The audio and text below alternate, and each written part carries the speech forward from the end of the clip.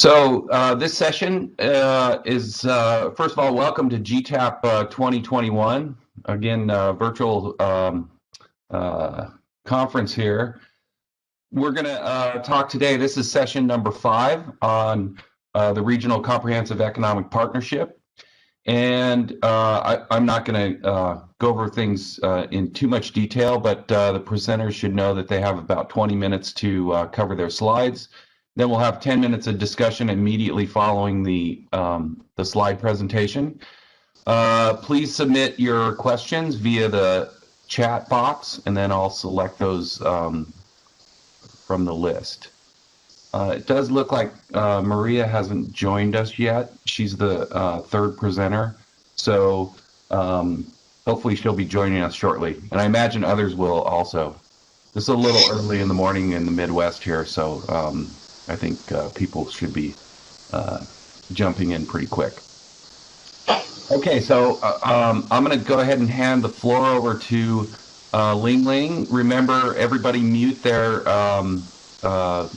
WebEx, and you know, we might have a little bit of verbal discussion, but try to submit your questions via chat. Okay, Ling Ling, take it away. Okay, thank you, Professor. I will share my screen.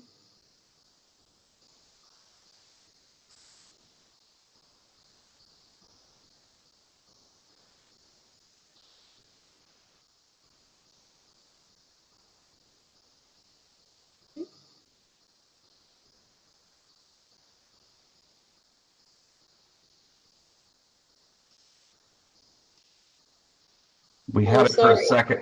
We had it for a second and then lost it. So could you see my screen, my PPT? Yeah, go ahead and go full screen on it. Okay, thank you, Professor.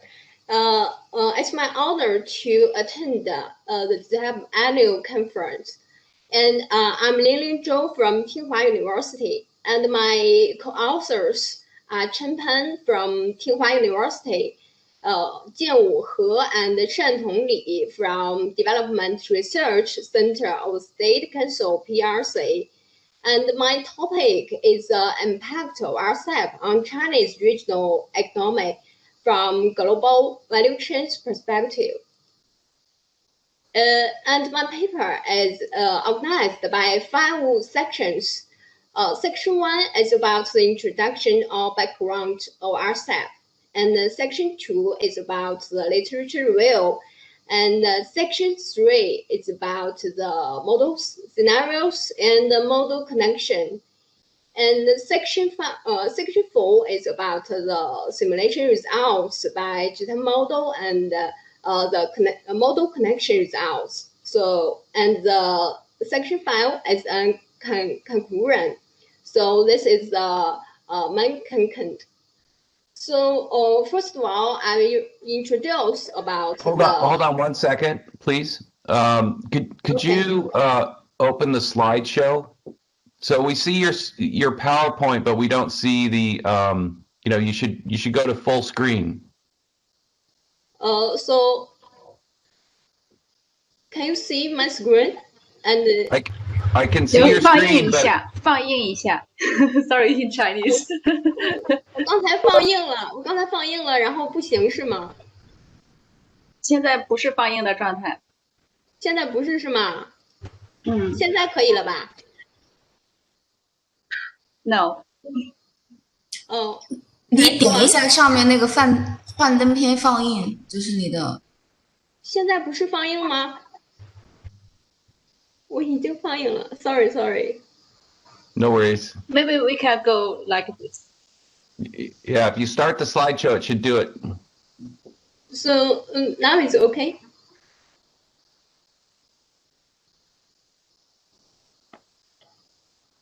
Is it okay?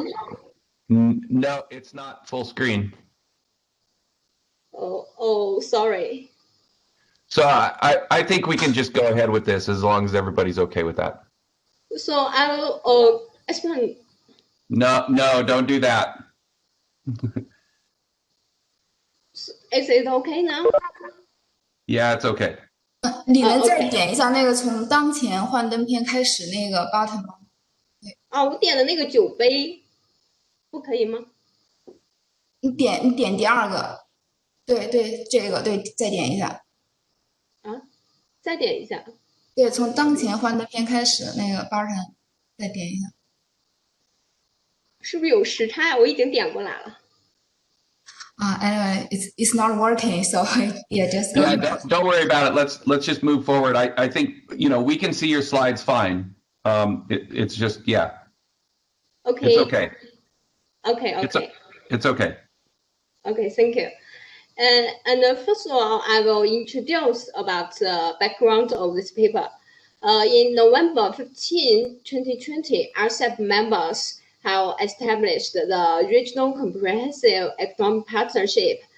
As we all know, Rsep will connect about 30% of world people and output, and will generate significant gains.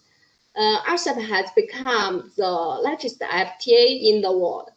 It is also the FTA with the largest number of members, the largest economic scale, and the widest influence scope that China participates in. Rsep would not only liberalize trade barriers on goods and services, but also would promote the development of global value chains. And then notably, China is a country with a vast territory, and there are great differences of natural resources between different provinces, as well as economy. Therefore, each province plays a different role in the global division of labor. Their positions in global value chains are different, and the forms of participation in GVCs are different. So in view of this, Rsep not only promotes economic growth of members, but also affects the flow of factors among different provinces within a country, and even affects the spatial pattern of Chinese economic activities. So in this paper, on the one hand, from global value chains perspective, what impact will Rsep have on Chinese regional economy? On the other hand, what is the effect of Rsep on Chinese regional industries? These answers to above questions will help us to understand the impact of trade liberalization on Chinese regional economy. So in this paper, first of all, we study the potential effect of Rsep with a focus on Chinese macroeconomic using GTAP model. Furthermore, we apply soft linkage between the global CG model and the Chinese regional input-output model to assess the potential impacts on China's regional economy. Finally, we analyze the impact of Rsep on China's regional industry with different global value chain participation. So, next section is about the literature review. As well known recently, there are many studies on Rsep. These studies show that Rsep will greatly promote Chinese economic development and promote Chinese trade growth. In particular, the members of Rsep are China's important trade partners, and the regional trade agreements play a crucial role in the economic growth of their members. Therefore, Rsep will also promote the flow of FDI among trade partners. In addition, Rsep would have a strong reshaping effect on the division of labor in the global value chains. I'm sorry for interrupting again. I don't think that your slides are advancing for us. So we're still looking at slide 3. Slide 3.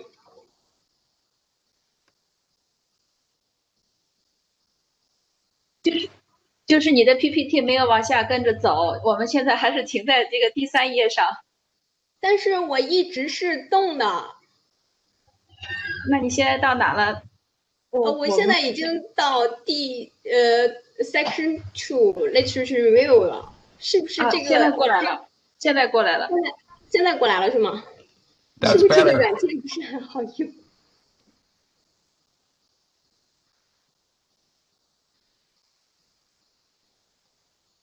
？So about the literature review, Rsap will also promote the flow of FDI among trade partners. Generally speaking, previous literatures have explained the economic effects of Rsap from different perspectives, but few literature discuss the impact of Rsap on Chinese regional economy. So this paper we will talk about the impact of Rsap on Chinese regional economy. And next the section is about the models, scenarios, and the model connection. About the models, in this paper we simulate the impacts of Rsap on Chinese exports based on GTAP model. This model is a global city model, as well known, and GTAP is a good tool to simulating the effects of Rsap. And the model setting in this paper follows a short-term closure. So this is about the model. And in this paper, Sorry， 林丽 ，Sorry， 你能不能现在就是不放映，对，不放映状态，然后你就是那种阅读的那叫什么那种视图，然后就一页一页往下走。现在就是不要放映在你的电脑上。对，现在你往下现在可以，现在可以了。现在是可以动。 Yeah, I mean something here is not working. So I mean I think you should stop sharing and then reshare the window.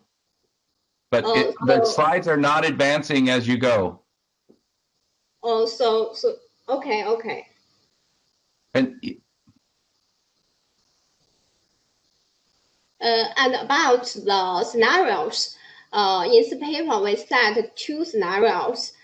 Scenario 1 is called Rsap 15. In scenario 1, we assume that 10 ASEAN countries, China, Japan, Korea, Australia, and New Zealand will realize trade liberalization.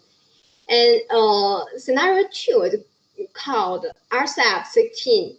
In scenario 2, we assume that 10 ASEAN countries, China, Japan, Korea, India, Australia, and New Zealand will research final agreement on the Rsap. So this is about the scenarios. Next is about the data aggregation. According to the simulation results, the soft connection between the model and Chinese regional input-output model is applied to access impacts of Rsap on Chinese regional economy. And to reduce the computational burden, we have aggregated the database to 15 countries and 16 sectors. So like the table 1 and table 2. Section 3 is another about the model connection. This is important in our paper. So the basic logical framework is shown in figure 1. Figure 1 like this. We can get the shock of Rsap. So we use this shock to the global city model, GTAP model. So we can get the impacts on exports by industry. Then we use this simulation results to the Chinese multi-region input-output model.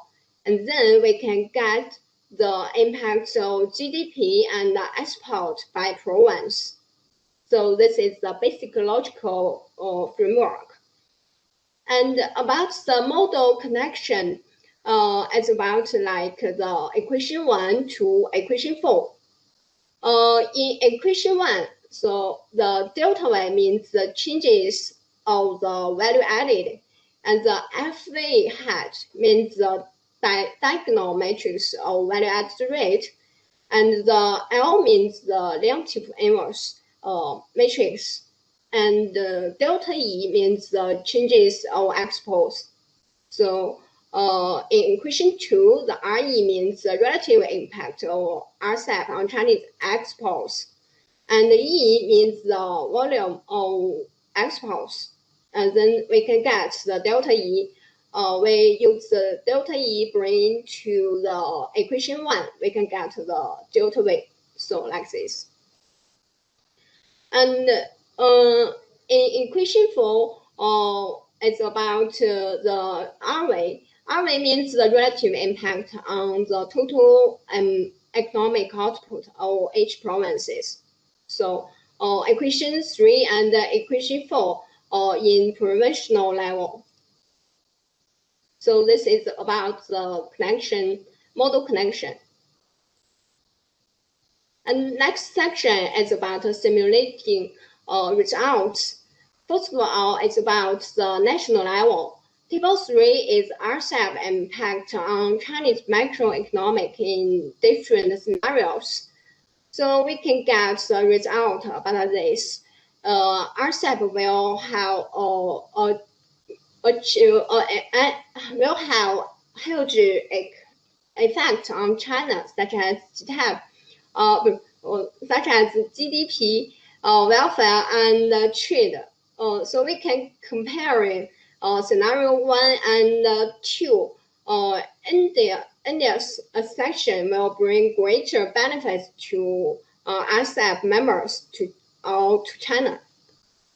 Yeah, this is about the national level.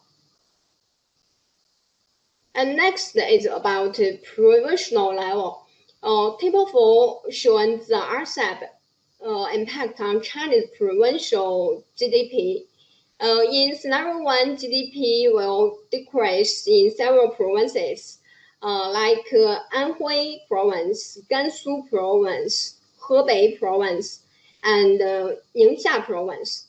However, GDP in some provinces will increase. So we can compare scenario 1 and scenario 2. India's accession will bring greater benefits to some provinces. So this is about the provincial level's results. Table 5 shows the direct and indirect impact of Rsap on Chinese provincial export. And where indirect impact refers to the fact that Rsap affects the province's exports through exports from other provinces. In particular, exports of inland provinces will suffer a certain degree of negative impact. Exports from coastal provinces will increase. So,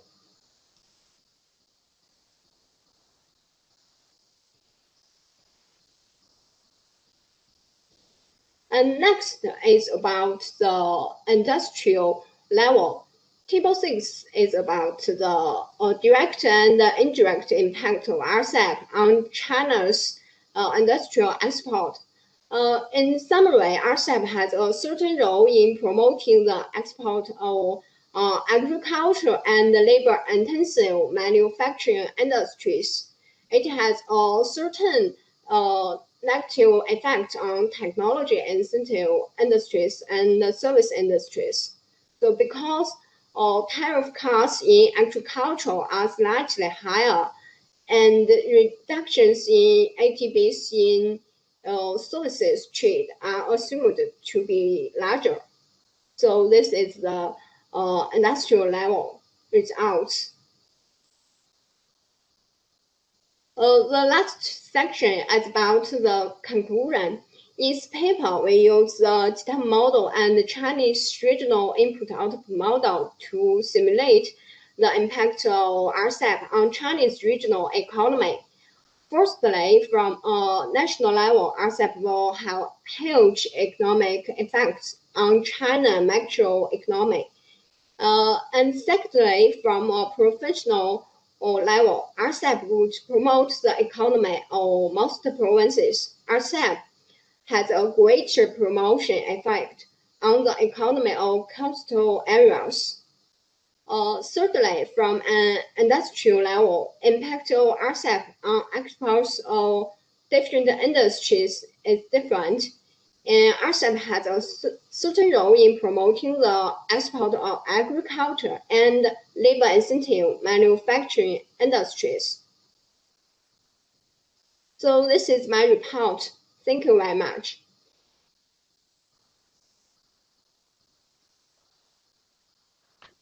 Thank you. Thanks. Sorry for the glitches in some of the presentation. I don't see many questions in chat other than my question, which is, I think it would be really nice. These input-output calculations are really straightforward. It would be nice to sort of be able to trace sort of exactly where those impacts, the differential regional impacts, like based on patterns of specialization. It seems like that would be a useful sort of way to report the results. So I don't know, does anybody else have any questions or discussion?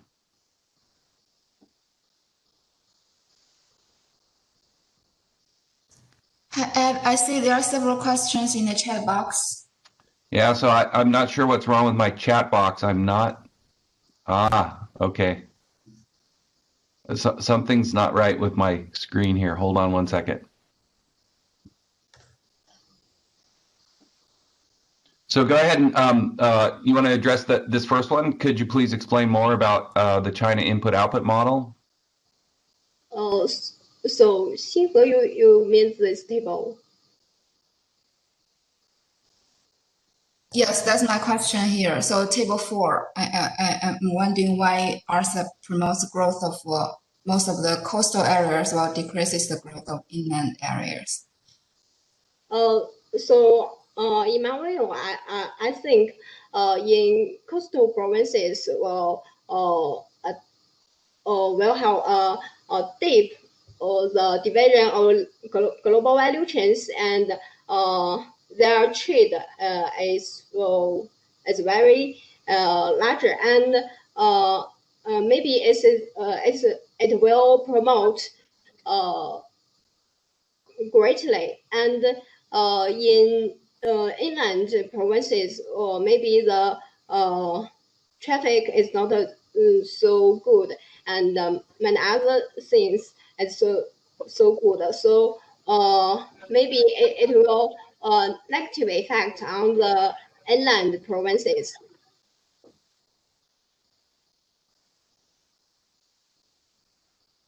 Thank you. And then there's a question about considering non-tariff barriers. Are you only looking at tariff barriers here?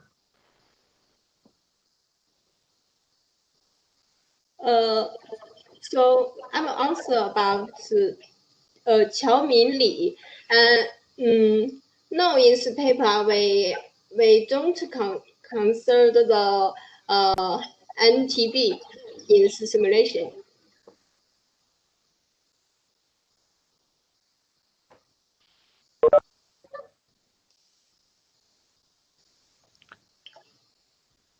So I guess that's something that's important. I think you know, a lot of the work that we do on these regional agreements, it's just important to be transparent that we're only looking at tariff barriers here, and that there's a lot of integration aspects of Rsep that I think are not reflected in the tariff reductions alone.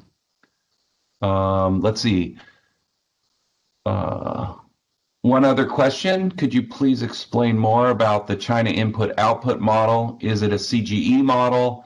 How do you connect it to GTAP?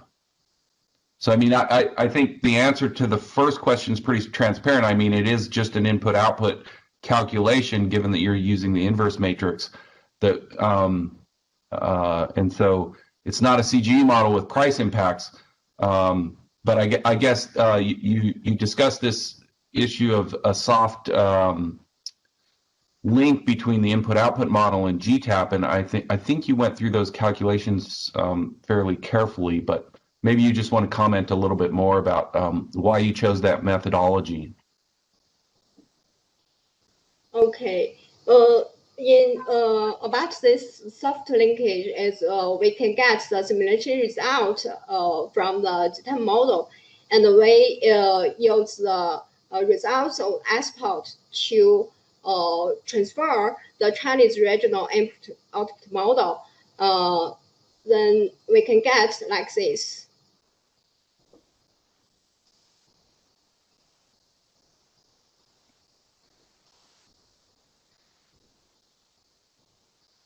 Yeah, I think it's pretty straightforward what you're doing there, and I think it's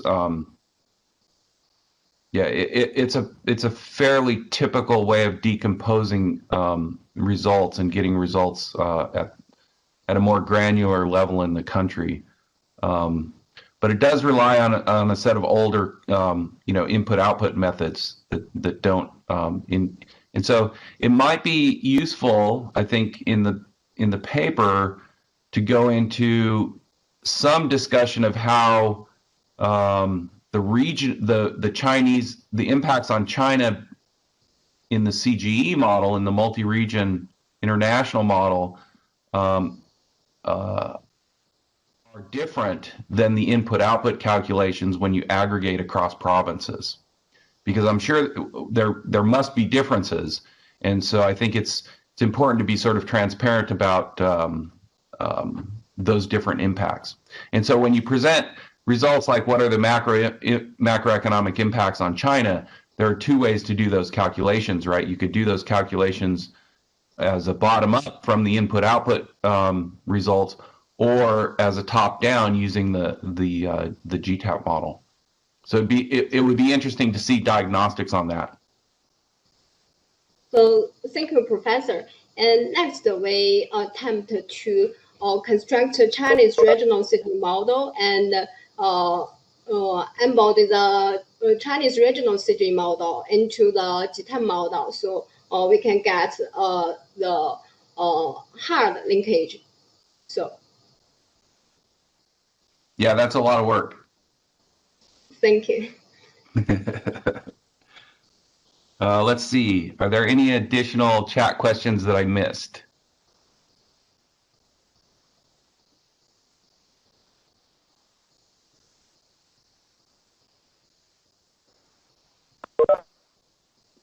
Okay, so I think we're pretty much on schedule. One thing that I would recommend to presenters, I mean, we had a few glitches with the PowerPoint. I tend never to trust Microsoft. I think presenting via a PDF file is a much better, much safer tact. So yeah, you could take your PowerPoint slides and then save them to a PDF, and then if the PowerPoint fails, you can always switch over to PDF. So I think we'll just move straight forward into the next presentation. This is on the agricultural trade impacts of Rsep, an integrated partial equilibrium and general equilibrium assessment. I'm going to say, since I'm a co-author on this paper, I'm just going to make a comment that this is work in progress, and we probably have not made as much progress as we'd like on the agricultural side. So let me hand it over to my co-author. You want to go ahead and share your screen, and we'll get started. Yeah.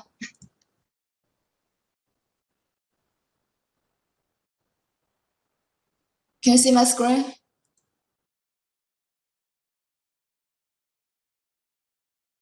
Can everybody see this? Looks good to me. You can see the slides going, right? Yep, looks good. Okay. Okay, so thanks, Ed, for hosting this session. And I'm very happy to share some of our work here. So I'm Shi He. I'm a postdoc in the Department of Economics and Center for Agriculture and Rural Development at Iowa State University. This project is led by Professor Edward Balistreri and Wendong Zhang. So Ed is an associate professor in the Department of Economics at University of Nebraska-Lincoln, and Wendong is an assistant professor in the Department of Economics and Card at Iowa State University. And we also have Anton joining us this month. And Anton just graduated from the Center for Global Trade Analysis at Purdue University and joined us as a postdoc here to help us on this project. So our project is about developing an integrated partial equilibrium and general equilibrium model to assess the impact of many large-scale trade and economic policies. And so here, why do we need to develop a linked partial equilibrium and the general equilibrium model? As many of you may know that the partial equilibrium models can capture the impacts of disaggregated tariff line policies, but partial equilibrium models cannot capture the economy-wide impacts. While on the other hand, the general equilibrium models, they can capture the economy-wide impacts very well, but sometimes the sectors in the GE models are very aggregated, so they cannot inform some of the impacts of, trade policies or trade disputes on the trade flows of very specific agricultural commodities. For example, in the GTAP sector, the corn is aggregated into the cereal grains, and the soybeans is aggregated into the oilseed sector, while pork and beef are aggregated into the meat and dairy products. And for U.S. agriculture, there are several very important agricultural commodities like corn, wheat, soybeans, pork, beef, ethanol, sorghum, and distilled grains. And international markets actually is very important for U.S. exports of those commodities. So we would like to develop a linked model that can capture both the economy-wide impacts of trade disputes, but can also inform us better about the impacts of some policies on those specific agricultural commodities. And in this presentation, we're also going to use the developed P&G model to assess the trade and welfare impacts of Rsep. So in this presentation, I'll first very briefly introduce the Rsep policy contexts that are important in our model, and then I will introduce some features of the linked PG model. But as Ed just mentioned, we have done a bunch of work on the G model, but we're still working on the partial equilibrium model. So my presentation will focus on the G side today and only use some commodities as an illustrative example to share some of the features of the PE component. And then I'll share some of the results about the Rsep's welfare and trade impacts across countries and sectors, and I'll also briefly talk about the trade creation and diversion effects of Rsep. And finally, I'll talk about some of the work we are still doing and several potential extensions of the linked PG model framework. So first, let's look at some of the features of the Rsep policy context. As Minnie has introduced a lot of details of the Rsep, so I'll just briefly explain several of the features that are important in our model. So Rsep has 15 members. 10 of them are ASEAN countries and 5 Asia-Pacific countries. So India actually exited the trade deal in the last stages of the negotiations due to political reasons, and the U.S. didn't participate in Rsep. And the aim of Rsep is to liberalize the trade among Rsep countries. It actually has many other provisions other than tariffs, like the services sector, but here we're going to only focus on the tariff reductions as specified in the Rsep agreement. So countries have their different facing tariff reductions over time, over different time horizons for different countries. So here we're going to present Rsep's welfare and trade impacts in 2025, in 2030, and with the full liberalization to reflect the different, the different tariff reductions over time.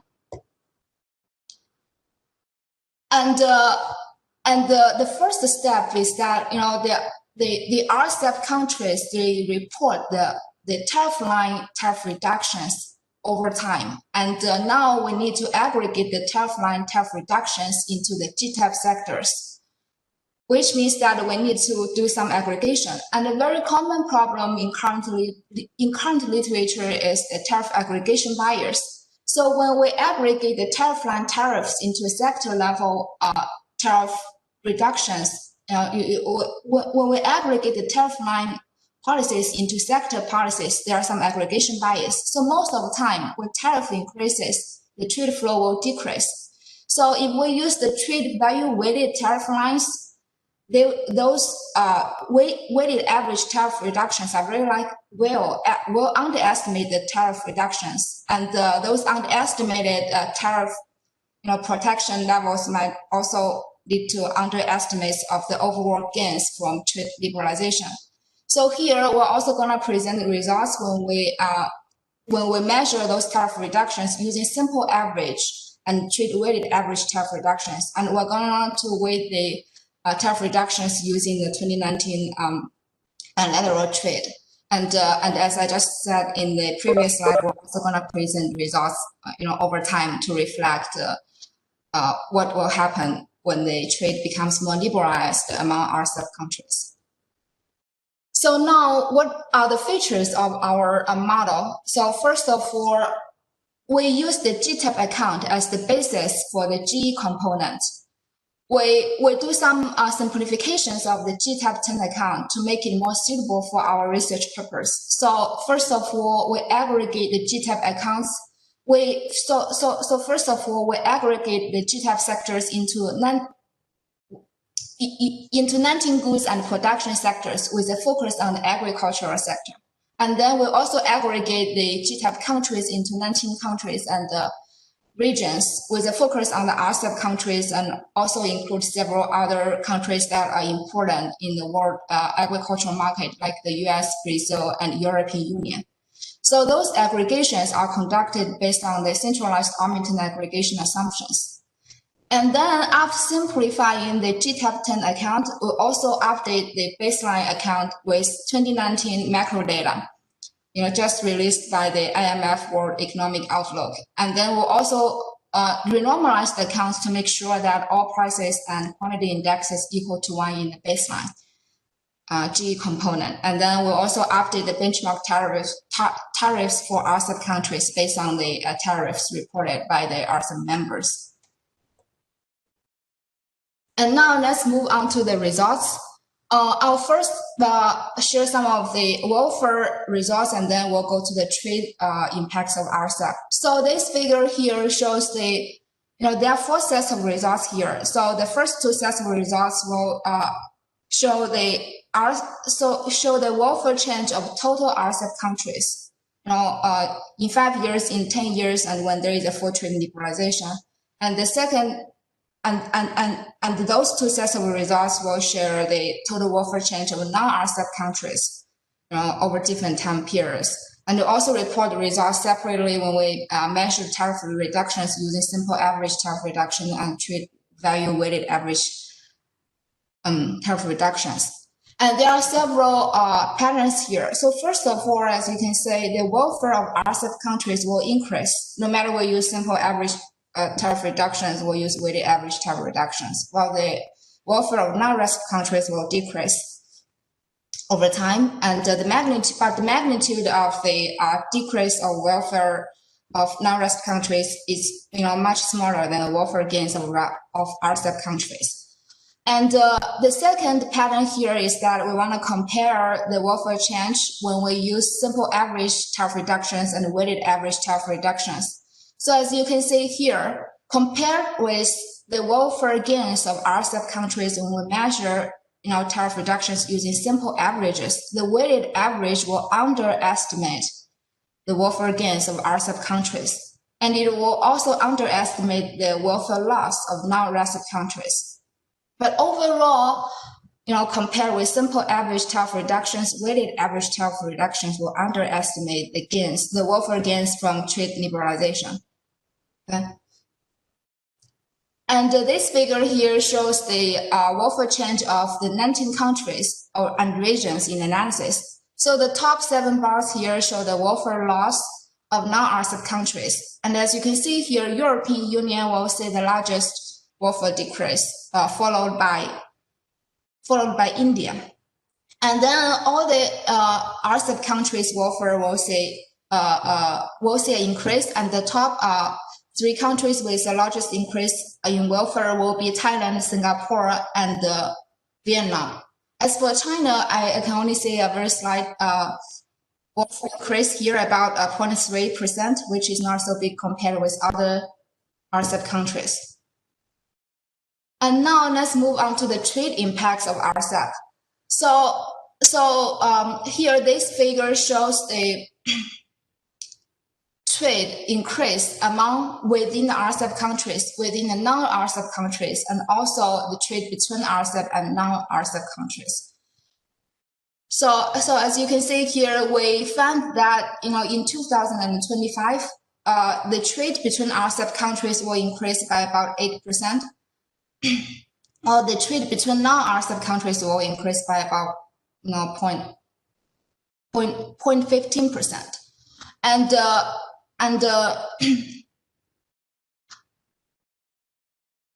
And again, the magnitude of the trade increase among non-Rsep countries will be much smaller than the trade increase among Rsep countries. So overall, this figure here shows that the Rsep will gonna increase the trade between Rsep countries, and then could also divert trade from non-Rsep to Rsep countries. This figure here shows the results when I measure the tariff reductions using simple average tariff reductions, and this figure here show correspond with the figure here, but we measure the trade impacts using weighted average tariff reductions. So another finding that I want to mention here is that compared with the magnitude of the trade increase between Rsep countries, weighted average tariff reductions will gonna again underestimate the trade creation, the trade increase among Rsep countries. So the comparison of the trade increase magnitudes in those 2 figures will again say that the weighted average tariff reductions will underestimate the trade, gains from liberalization. And this figure here shows the change in exports relative to the 2019 baseline across the 19 countries and regions. So again, here you can see that among the non-Rsep countries, India and Brazil and USA will see some decrease in total exports, while all of the Rsep countries will see a large increase in their exports. And the 4 small ASEAN countries that are aggregated here will see the largest increase in total exports, followed by Vietnam and Indonesia. And again, China's total exports will increase by about 3%. It's still not that large compared with the exports increase of other Rsep countries. And finally, let's look at some of the total export changes across sectors. So there are 19 sectors in our simplified GTAP account, and as you can see here, most of those sectors will see increase in total exports because trade is overall more liberalized with the Rsep.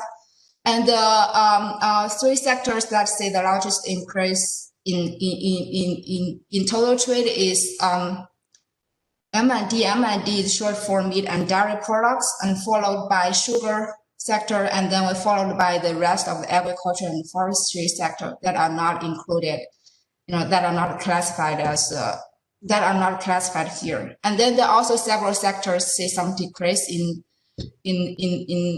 total exports, like business and professional services and utilities. So the sectors that say some decrease in total exports are more likely to be service sectors. So I'm not quite sure if it's because we didn't model the tariff reductions of these sectors. We need to look into that. And then I'll very briefly introduce some of the PE components here. We get the results last night. So, and actually,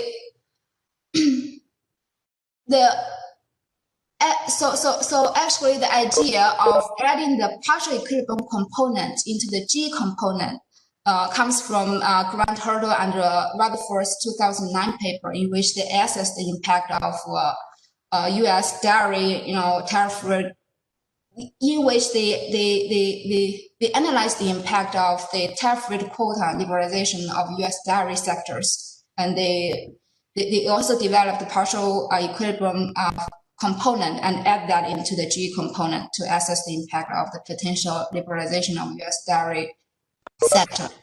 So here we're gonna use the corn sector as an example. So corn, as I just mentioned, corn is aggregated into the other cereal grains. And then in the general equilibrium model, we have the regional output of the total cereal grain sector. And then in the P model, we'll try to pull the corn sector out from the cereal grain sector. And we made some constant elasticity of transformation assumptions with corn and the other products that belong to the cereal grain sector. And then also get some data for the corn market, like the export share of corn in total grains and the tariffs applied on the corn sector. And then we can get some bilateral CES composite for corn and the other commodities that within the GRO sector.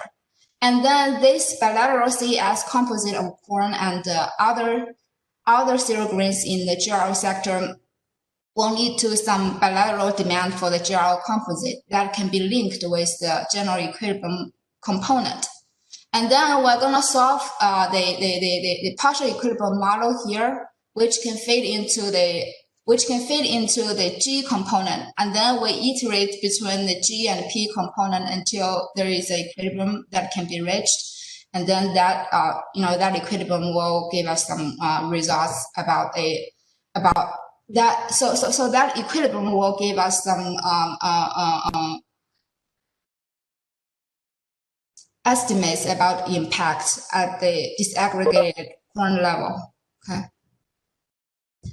So let's have a simple look at what the PEG linked model will give us. So here, we're going to look at the welfare changes across countries. And the yellow bar here will be the welfare changes of the countries when we only have the G component. And the orange bar here will be the welfare changes across countries when we incorporate the P component of corn in the model. So as you can see here, there's actually not so much a big difference of the welfare across countries, whether we just use the G model or use the link P and G model. But here we'll see some large changes in the trade flows. Let's look at Vietnam's exports of cereal grains, for example. So this first column here shows Vietnam's exports of cereal grains to the 19 countries or regions in 2019 benchmark. And the second column here shows the changes of Vietnam's exports of cereal grains if we only have the G component. And the third column here shows Vietnam's exports of cereal grains to those countries if we have the P component for corn in the market. For Australia, for example, actually it's not so much a big difference. But for China, when we only have the G component, we predict that Vietnam's exports of cereal grains to China will decrease by about 2%. But if we have the P component added, we'll find that Vietnam's exports of cereal grains to China will actually increase by about 100%. And this change is actually even more dramatic for Korea. And then for some of for Vietnam's exports of cereal grains to non-Rsep countries, we can see some systematic pattern here. If we have the P component added, we'll see a less decrease of Vietnam's exports of cereal grains to non-Rsep countries. So those are some of the preliminary results about the link PG model that I'd like to share today. And now let me just simply wrap up my presentation. So from the G components, we can find that the Rsep will significantly increase the welfare of Rsep countries and slightly reduce the welfare of non-Rsep countries, with European Union and India will be the most negatively affected countries and regions. And then we'll also find some, significant trade creation and diversion effects of Rsep, in the sense that the Rsep will significantly increase the trade among Rsep countries and will decrease the trade between Rsep and non-Rsep countries. And another important finding here is that we compare the trade and welfare impacts when we measure the trade, when we measure tariff reductions using simple average tariff reductions versus using weighted average tariff reductions. And we find that the use of weighted average tariff reductions are very likely to underestimate the welfare and trade gains from liberalization. And as for the PEG linked model, we can say that there might be some significant changes in the predicted trade impacts, and we're still working on that. So hopefully we can get some results and then share with you sometime. And finally, I'll simply talk about some of the work we're doing and some potential extensions of the linked model. So we're still developing the P component, and we're aiming to add more P components for different agricultural commodities in the market. And the future studies could also extend the P model to other sectors like the manufacturing and service sectors to study the impact of large-scale trade and economic policies. And another important feature of the P module here is that it's actually quite flexible and extensible. So now we're still focusing on the corn. We are still focusing on the tariff reductions of the corn policies, but the P component can also be extended into other trade policies like tariff-rate quota, and then can also be modified. Can also be modified to suit the nature of different markets by changing the market structure consumptions of different commodities. And then,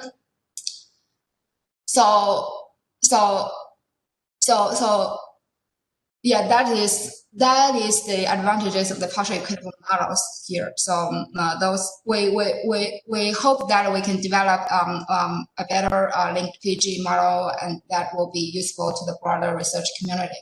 Okay. So this is what I'd like to share today, and thanks for your attention. All right, thanks.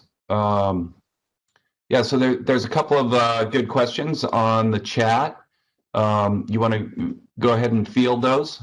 And yeah, I mean, there's a couple of things that on the PE modeling and stuff I may jump in, but why don't you go ahead and take a crack at it?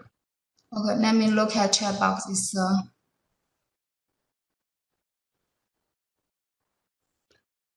So the first one is, why do weighted tariffs underestimate the welfare gains? I guess simple average is a better way. So, I mean, I guess it would be useful to just explain why it is that you get smaller tariff reductions when you use weighted average tariffs. Yeah, so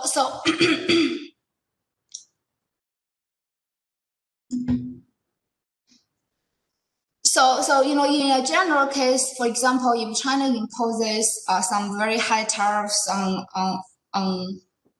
soybeans, its imports of soybean is going to decrease, which means that if we're going to use the trade value weighted average tariff reductions, then the weight assigned to the tariffs will be much lower if we're going to use the trade value weighted.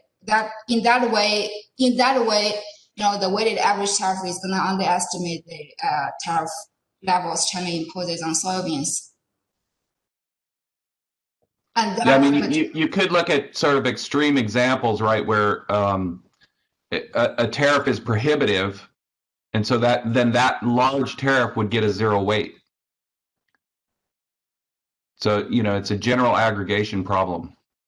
Right. Yeah, that is a more extreme case and may illustrate the case better.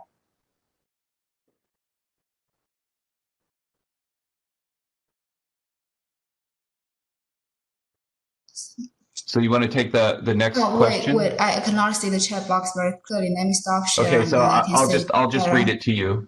So this is a question from Axel. In the case of TRQ provisions in the Rsep, how do you intend to model them in the PE, taking into account the tariff aggregation methods you are considering?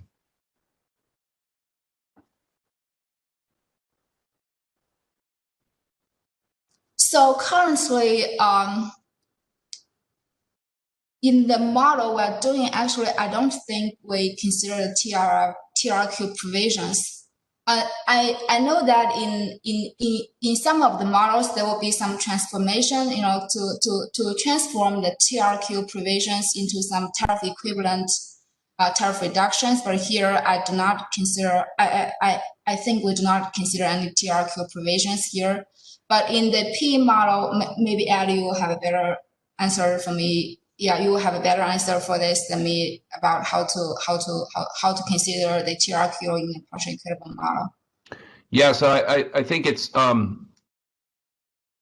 haven't really specifically gone after TRQs, but it's fairly easy to add that into the partial equilibrium model. If we're at the tariff line, I mean, there's always an issue of calibrating the TRQs if you're right at the quota, because you don't know exactly how binding that quota is. But using the complementary framework, I mean, this is pretty well laid out in the cited paper, how you model TRQs in the partial equilibrium framework. I'm not sure we're going to get to that on the Rsep analysis, but that's one of the advantages of using the PE-GE analysis, is that for specific commodities we could go in and build those details like TRQs into the partial equilibrium model without using tariff equivalents.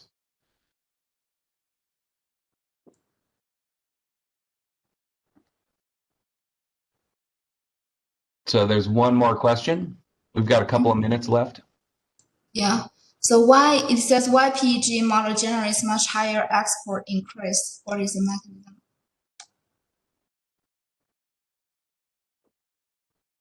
Yeah, so I mean, I can answer that. I mean, we're modeling corn as a homogeneous good, and so there's these rather large trade responses. Now, Korea is sort of an extreme percentage increase, but it's coming off of a very small base. So I don't know what that is, about $1,000 worth of exports, and then that goes up. So I mean, when you disaggregate in the PE model, you've got you're coming back to an aggregate of cereal grains, but you have these disaggregates which are corn and other grains, and corn is modeled as a homogeneous good, so you can get sort of rather dramatic shifts in the trade pattern based on the tariffs. And yeah, Korea in particular has very high bindings on corn imports. So that's likely driving those big numbers. But you could see like the exports from Vietnam to Thailand are also very large relative to an Armington model. I think there's a general notion that the Armington model sort of squashes or has a hysteresis component to it that keeps trade patterns basically the same. Whereas when you go into a partial equilibrium or a spatial partial equilibrium framework, then you get much more dramatic shifts. And so the whole idea is to use the PE model to recalibrate the Armington shares and sort of highlight those rather dramatic shifts in trade patterns at the disaggregate level. All right, I've probably talked too much, so. Thank you, Ed, for being here. Thank you for presenting. Yeah, it was good. So I do have a question. Is our third presenter present? You can stop sharing. Okay.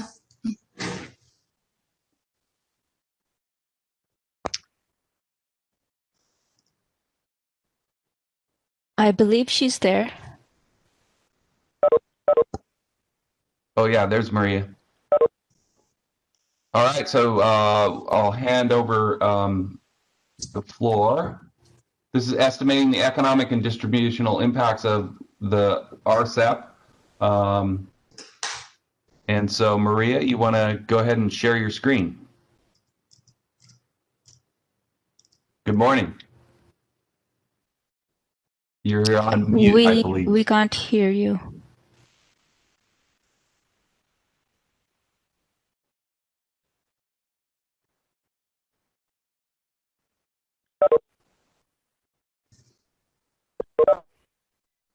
You're still muted. There you Can go. you hear me now? I can hear Yes. you. Okay. Excellent. Sorry about that. I don't know what No happened. worries. I will share the presentation.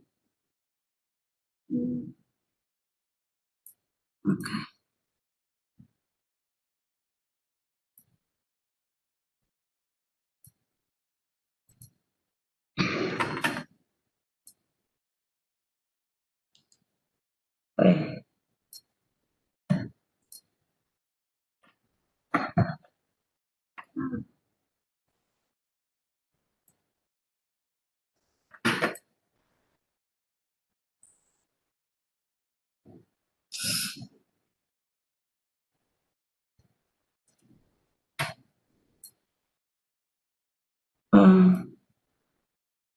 Can you see the presentation? Yeah, it seems a little glitchy at the moment, but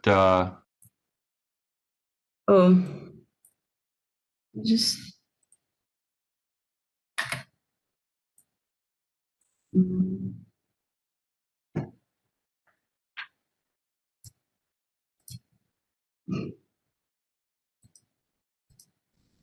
I'm sorry about that.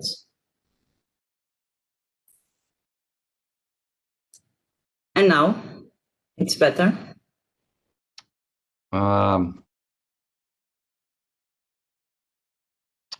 we still see all of the PowerPoint controls and stuff. I mean, maybe you can minimize that. What are you seeing? We see the menu bar.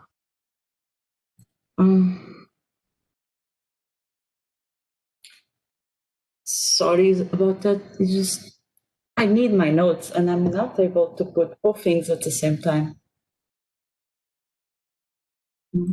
No worries.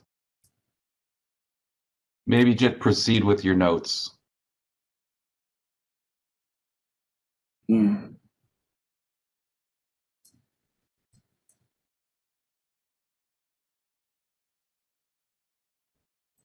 Is it better? That's much better. That looks good. Okay. Sorry about that. Yep, looks good. Okay. So my name is Maria. I work for the World Bank in the trade unit in CGE modeling. And this is a paper that was made with Carmen, Israel, and Mariela, all of them from the trade team.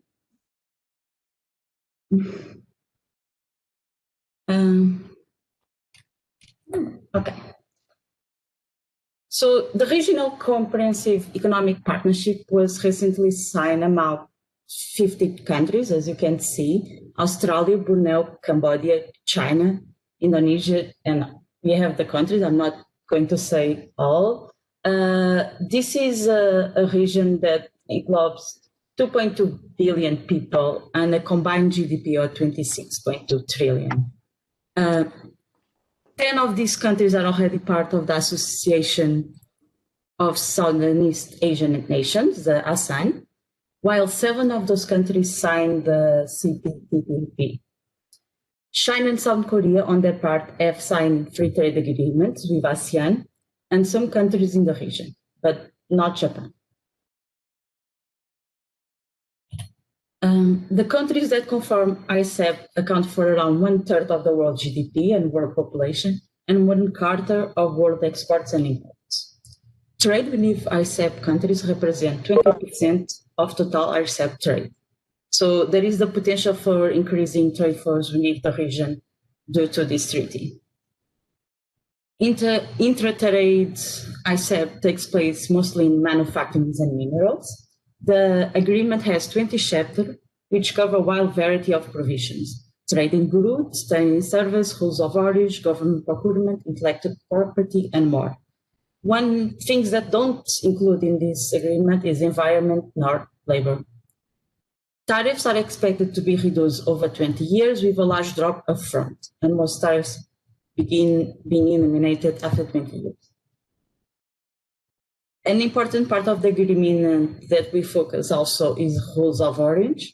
In order to get the preferential treatment, a product needs to either reach the Rsep region value content level of 40% or undergo a change in tariff heading at the 4-digit HR code level. For trade in service commitments, there is a divide approach where some countries like Cambodia or India have positive lists, while others have a negative list, let's say Australia and Brunei. Here we have the tariffs, the level of tariffs that countries have for the Rsep and for the rest of the world. As you can see, there is a lot of different tariffs apply for Rsep. We have some few countries where the tariffs for Rsep are bigger than the rest of the world, and other countries where the inverse, most of the countries where the inverse happens. This is mainly because of FTAs that were implemented before, since this region has a lot of already FTAs ongoing. So countries like Vietnam and Thailand, the tariffs for the rest of the world are bigger than for Rsep. In terms of sectors, you don't see here, but I can tell you that the highest level of protection in Rsep is found in agriculture and food sector. This for Rsep and for the rest of the world, and these tariffs is 11.7 for the rest of the world and 7.3% for Rsep countries.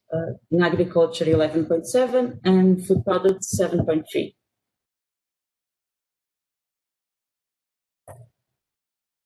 This is the methodology. So the model that we apply is the dynamic global computable general equilibrium, the CGE-VGES, that includes most of the Rsep countries and simulate the main policies changes of the agreement. We use the latest information that is available. We use the GTAP database version 10, the MAP tariffs. We use ad valorem equilibrium balance of non-tariff measures from Canon and for goods and Hopper and Shepherd for services. We also do a sensitivity analysis where we're going to compare CADO with Key and Nikita. Tariff reduction schedule for agreements in force. So we are applying the real tariffs that are being used in the Rsep. And we also include in the baseline the trade wars from Lee. We complement the general equilibrium analysis with a simple global microeconomic model in order to obtain impacts on poverty and income distribution. The initial global distribution of per capita consumption income was constructed with household-based data. In this, there are 163 countries representing the micro model, with 146 harmonized nationally represented household surveys obtained from the World Bank Global Recovery.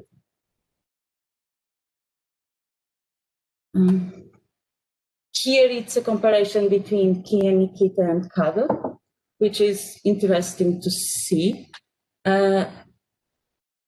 These two studies have they vary a bit depending on the sector. In most sectors, the estimations by CADO are higher, as you can see in meat products, food and beverage, wedding appeal. But for two specific sectors, which is metals and other manufacturers, Key and Nikita are higher. Both studies find a higher protection level on agriculture and food sectors, especially meat and food and beverage. On the right, we have on service, an NTM on service by Hochman and Chapman. The level of NTMs of service is much higher than in goods. This might be related to techniques used to estimate the average volume, but also to the fact that the tariffs are not imposed on service. Protection through NTMs is higher.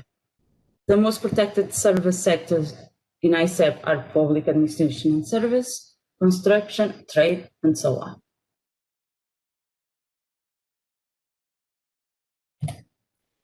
These are our scenarios. We are going to do 4 scenarios, which are sort of accumulation from the previous. The first scenario is just tariffs.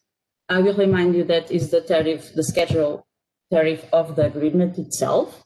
The second, we apply 19% tariff reduction and an NTM reduction. This was from Petrie and Plummer, which assumes that there will be a reduction of 35 in agriculture goods and 25 manufacturing and 25 on service. We also applying 10% non-preferential NTM reduction to countries outside Rsep, since it is assumed that some of the reforms carried out in the agreement will apply on a non-preferential basis. In the third scenario, we are applying the rules of origin regime to all sectors. We are going to also do a sensitivity analysis where we apply it all in manufacturing, but the main scenario is all sectors. That reduce trade costs among its members as 1% reduction among Rsep members. The last scenario, it's basically the third scenario together with a productivity increase. We believe that other aspects of the agreement, such as the reduction of trade costs, simplify custom process and trade facilitation, gains from digital tariff, or the impact of investment flows can have an effect of increased productivity in the countries. And this productivity increase, we take it for Tupova. As I mentioned before, we are going to do a sensitive analysis where we compare the scenario of productivity where we apply only in the manufacturing sector compared to the rules of origin in all sectors. And we're also going to do another sensitive analysis with the CAD baseline and KNIC baseline.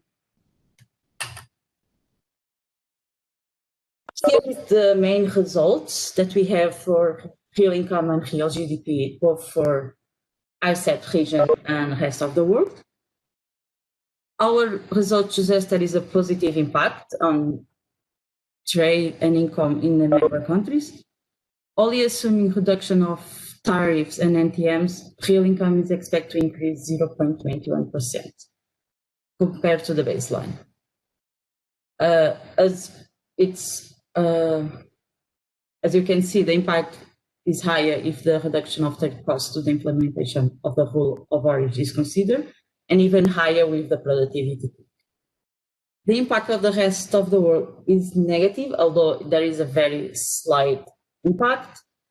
And we have some positive effect that I hope you can see when the productivity kick with the rest of the world, which is 0.07%. It's small, but it's there.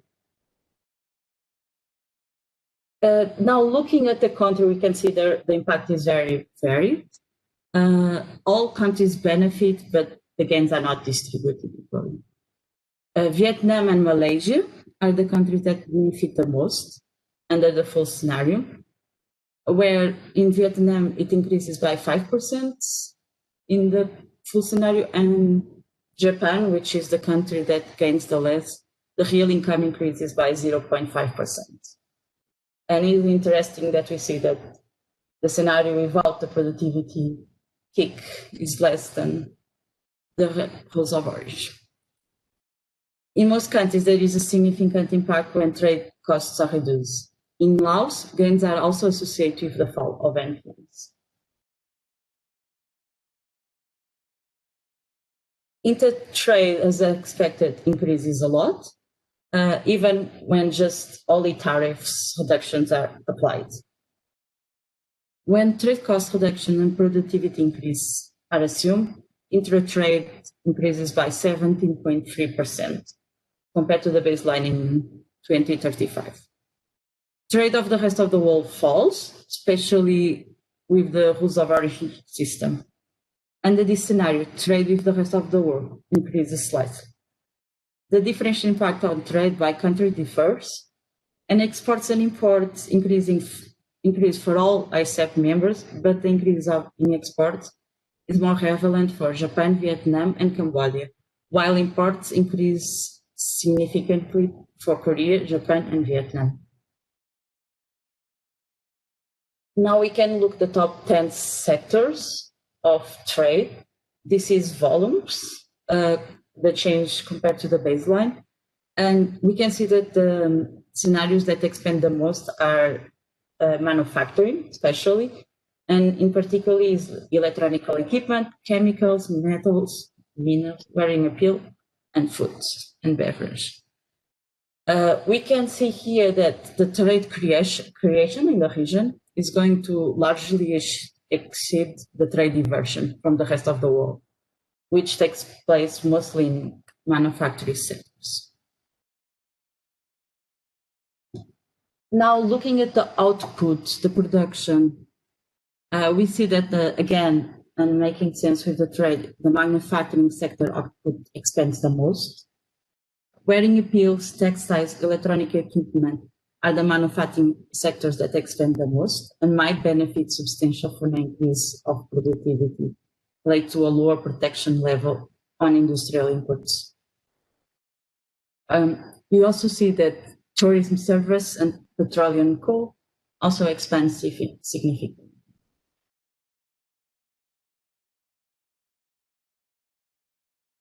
Now we are looking at the distributional impacts thanks to the global macro simulation model. And thanks to the strong economic resilience and sustainable growth in the Rsep region, particularly in Vietnam and China, extreme poverty is expected to decline from 0.98% in 2020 to 0.12% in 2035. Under the baseline scenario, we can see here the bump COVID provoked in the global since poverty increased. Rsep region was more or less spared from this COVID impact. The region itself, it's formed by 6 high-income countries, 4 upper middle and 5 lower middle income countries. So it makes more sense talking about graduate to a high-income status by 35. And therefore, it makes more sense talking about a $10 a day, which is the line for the middle class status. The Rsep region would expect as a more rapid decline of the percentage of the population that falls below middle class status from 50 to 25.2%. Which this means that additional 27 million people will go into middle class status. Here we can see by country and what mostly by country and scenario, and what mostly stands out is that the most people that will be lifted into middle class are coming from China. Which in the full scenario, it's 18.4 million people, followed by Indonesia with 4.2 million, Vietnam and Philippines. So this gained, so in the Rsep rules of origin, 3.6 million to and 1.8 million. In the Rsep, 3.6 million live to the middle class status and 1.8 in the rules of origin. I'm sorry. Here we can see the wages for ASEAN countries and non-ASEAN countries, the ones that belong to Rsep. We can see that inside ASEAN countries, the wages for female increase more rapidly than male wages.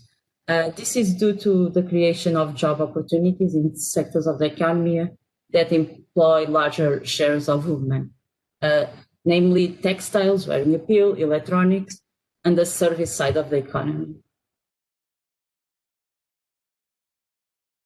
Here we can look to the sensitivity analysis, and we are looking the impact in the productivity scenario, the full scenario, when the rules of origin target all scenarios versus just the manufacturing scenario. As you can see, the difference is not really substantial. Here in the real income, we can see slightly less with the rules of origin just in manufacturing, and exports and imports also slightly less, but not very significant. The sectoral impact is smaller among non-factor sectors, like petroleum, air transport, fossil fuels, although in the majority of sectors, results are consistent among both scenarios. Here, we can see the different databases. When is SENS, it's the Kia Nikita, and our normal scenario is the CADO. Both databases use the gravity equation to estimate the AV of NTMs, and data is from the same year, 2015. The main difference between Kia and Nikita is that Kia and Nikita differentiate among orders, while Cadot report the same average equivalent of NTMs for all orders. As you can see, using the database by Kia and Nikita reports slightly higher impacts on real GDP and real income for the Rsep as a whole. Although the difference is also not very significant. You can see the difference is small. Although when we are looking at new countries, there is different impacts that vary for the countries. We can see larger differences in countries like Vietnam, Philippines, Australia, Japan. Since Kia Nikita databases includes very high average equivalent of NTMs for specific products from specific origin, which is driving the results.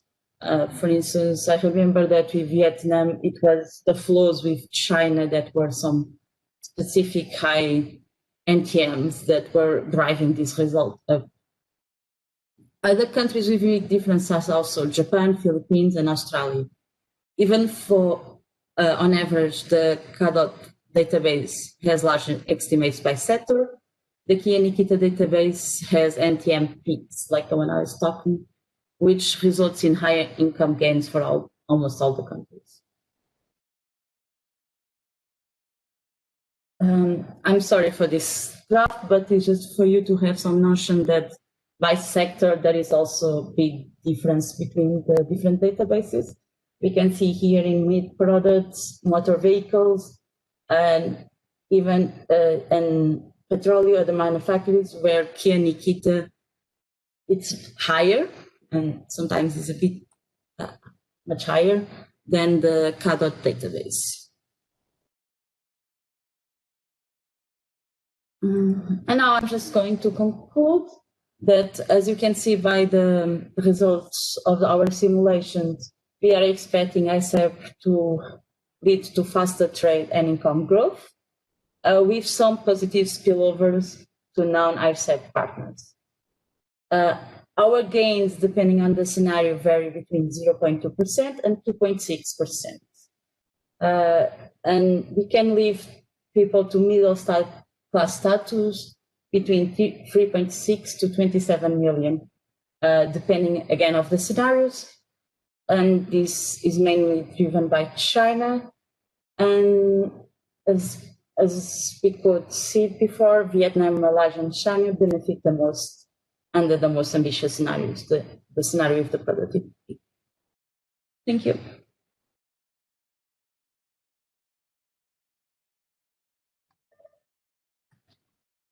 Excellent, thanks. So we have a few questions on the chat box. Can you see those? Let me see. No, I think I have the same problem. So I can read them to you. So the first one is my question. How are the assumed productivity kickers allocated across factors and sectors? Seems like you have a very broad-based sort of productivity kicker. And I guess my question would be sort of, there's monopolistic competition models, those sectors that we think of as monopolistically competitive. That's where we would see these sort of Dixit-Stiglitz effects.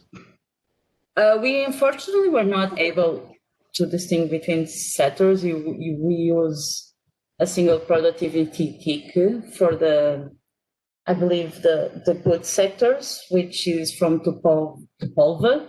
This is a paper we've already some years, and we're, well, in that sense, we're not able to specify between countries and sectors because we didn't find good literature on that. I don't know if it's my fault or something, but in that sense, the probative kick, it's more broad, yeah. Okay, so the next question is, I have an intuition that Japan will gain a lot from Rsep because the Rsep connection between Japan and China and Korea, because Rsep connects Japan, Korea, and China for the first time. Why is Japan ranks last in the welfare gain? Well, since our assumptions derive from tariffs and mainly NTMs, I would say that Japan started with a very low NTM basis and even tariffs, and that's why there is no, we don't see a great impact on it. Again, our model is not able to simulate everything, and all those benefits can also come from other assumptions that we are not simulating. But if you look at tariffs and NTMs, they are low, and that's why Japan is not showing up much.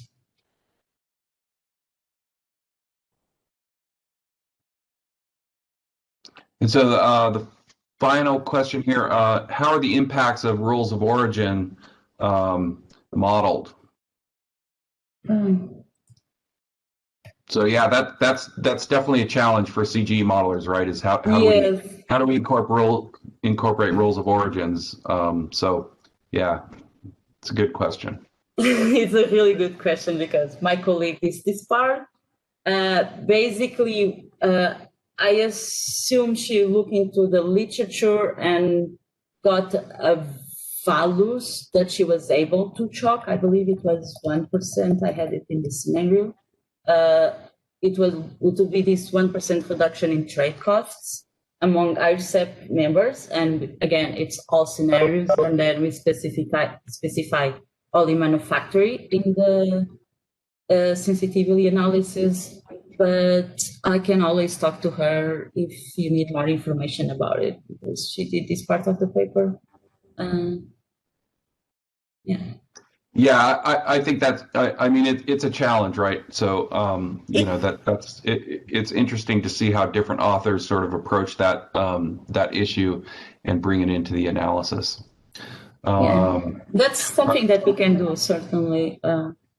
Yeah.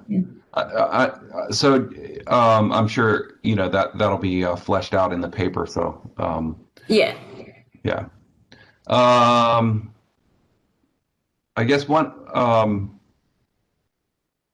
so you link this, the poverty model. Yes. I think I was a little bit unclear on the, you have these large numbers for China. Was that an absolute number? And is it being skewed by the fact that China has more population? Or were those per capita changes? It is per capita because it's weighted. The micro simulations weighted by population. So okay. Yeah. I was just not clear on that point. Yeah, it's always weighted by population. Yeah. I find this really interesting. I mean, I think that, you know, the linking the CG models to these micro simulation models is really interesting and useful. I think policymakers really sort of are able to take CG results and get some meat out of them by looking at these micro simulation poverty numbers. And so I think inherently it's sort of a soft link between the models, but it's sort of interesting. Yes, because we link the macro indicators such real income to the household service that can give the image of like the poverty level, how many people work in certain industries, and is more micro data, and we can absorb a lot of information of that, and that gives us things like how many people are lift from extreme poverty, how many people are going to middle class, how the wages, the employment. It gives us really good information. Yes. Great. Yeah, I like this study in that you're incorporating a lot more than just the tariff impacts, and so we see the sensitivity of tariffs alone versus all of these other impacts. So I think that about does it. Are there any other questions anybody wants to field at the moment or discussion?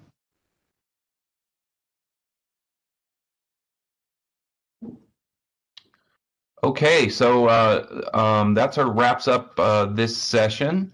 Thanks to everybody for attending, and thanks to you who will be watching this recorded later. And enjoy the GTAP conference this year. So cheers.